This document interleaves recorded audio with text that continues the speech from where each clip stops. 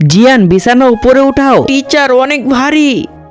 Ma'am আমি জিয়ানকে নিতে আসছি, আপনি গেটে কেন অপেক্ষা করেননি? আজ ওর জন্মদিন, তাই ভাবলাম ওর জন্য আমি একটা গিফট কিনে নিয়ে যাই। আরো ক্লাসে কেন?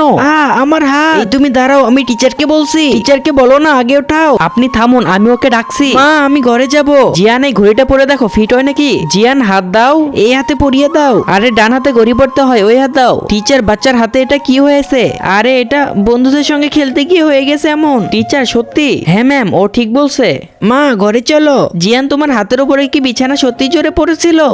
তাহলে এটা খেলার সময় লাগেনি? না, টিচারকে সাহায্য করার সময় বিছানা পড়ে গিয়েছিল। তোমাদের টিচারের সাহস কিভাবে হয় বাচ্চাদের দিয়ে কাজ করানো? টিচার রোজ জিয়ানকে দিয়ে কাজ করায়। চলো প্রিন্সিপালের সঙ্গে কথা বলবো। প্রিন্সিপাল, আমরা ফি পড়ানোর জন্য দেই নাকি কাজ করানোর জন্য দেই? আপনাদের এখানে বাচ্চাদেরকে দিয়ে কাজ করাই কেন? এই পূজা সত্যি কেমন হয়েছে? ম্যাম বাচ্চা নিজেই সাহায্য করেছে। মিথ্যা বলো কেন? ও তো সারাদিন ঘরে শুয়ে থাকে, ও তো কোনো কাজ করে না ঘরে। কিন্তু জিয়ান স্কুলে এসে, টিচার আমি নিয়ে আসছি।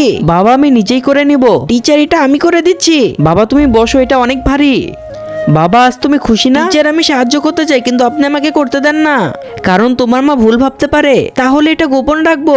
ওকে ডান। বাচ্চাদের দিয়ে একটু কাজ করালে তাদের ব্যায়াম হয় শারীরিক, এবং তাদের কাজ করার ক্ষমতা অনেক বাড়ে। জিয়ান যদি নিজে কাজ করতে চাই তাহলে ঠিক আছে, কিন্তু স্কুল থেকে এসে ঘরের কাজ করবে না।